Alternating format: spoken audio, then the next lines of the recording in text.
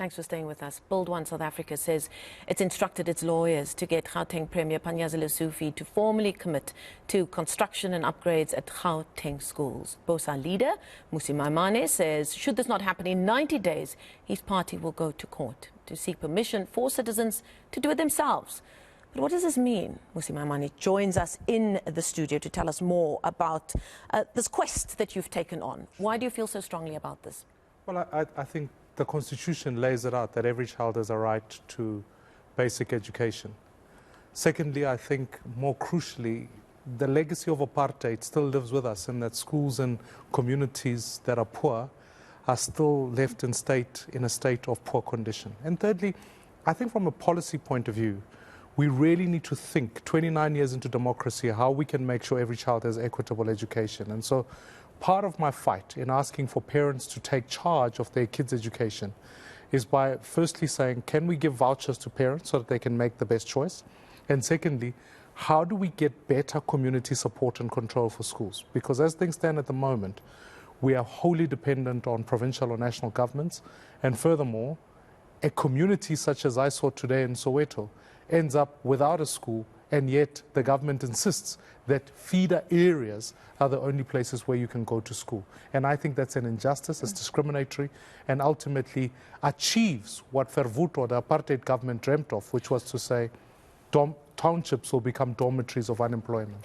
Oh, well, let's speak about the legacy of apartheid, and it comes up year in and year out when we see the anxiety that so many families and parents face when they have to go through the process of signing their kids up, especially when it comes to grade 1 and grade 8. And year in, year out, we speak to the authorities. Yeah. This is the deadline. This is what they need to do. They need to give 3 of their top choices. Then we tell them if they can, do they fit within the feeder area of 15 kilometers and that kind of thing. And because of the legacy of apartheid, so many of our families do not fall in the 15 kilometers of where there is still a decent school to go to. They say the definition of insanity is doing the same thing over and over again and expecting a different result. Yeah.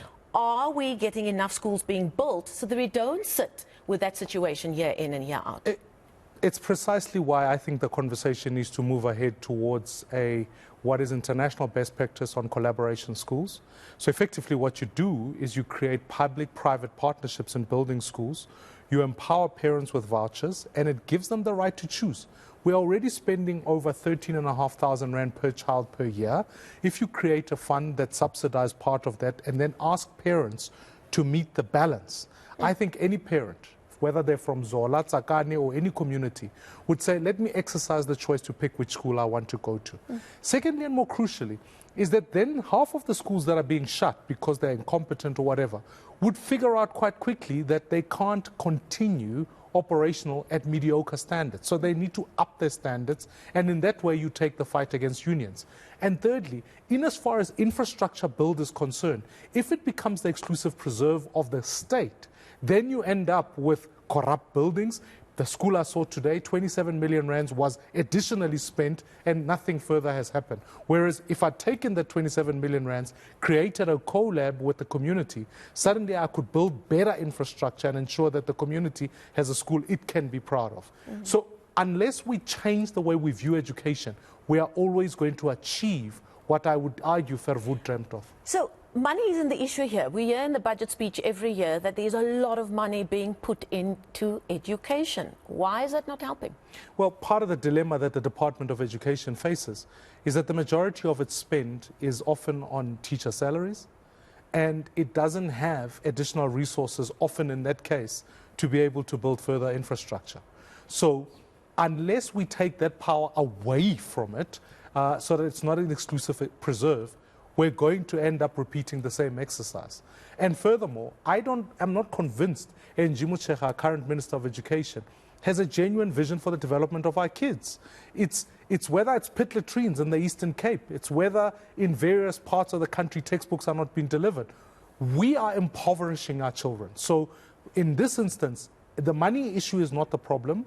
It is about the priority, it's about empowerment, and it's about getting the best bang for your buck. Because at this point in time, and this is a very difficult conversation, is that you come into a classroom, you find teachers who some of them have been a product of the current education system. So often they can't replicate good lessons. And what I'm saying is we can create blended learning solutions where we can use technology to augment for proper teaching in the classroom so that we up the quality of learning in a blended learning environment and ultimately compete better with nations around us. Because when you look at the Kenyan education system, it outstrips us. So it tells you that actually sometimes about prioritization and making sure that our kids get the best start with the best teachers. You've written, your lawyers have been instructed to write to Premier Panyaza Lesufi, who is in a very special position because of his vast experience in being in the education portfolio himself.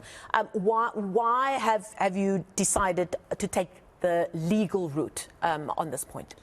Because one of the failures of democratic South Africa is the efficacy of accountability as it speaks to legislative bodies like Parliament, like the provincial legislature. Typically, what should have happened is actually the provincial government should have held the people accountable, but it fails. It wasn't a few months ago I was in Togoza looking at a school there where they built it on a swamp. Money was already wasted, and Panyaza himself actually failed to appear, be held accountable, and so kids in a community are no better off today than they are not. So I'm afraid we're going to have to rely on legal recourse to be able to instruct this government to act. And my long-term fight is ultimately to empower citizens, whether those choose to exercise their vouchers or in the long run, ultimately pick a government that will prioritize them rather than its own cronies. Okay, thank you for coming in this evening. Build One SA's leader, Mmusi Maimane, giving us the very latest on a mission that he and his organization has gone on, focused on the education sector specifically. Thanks for your time.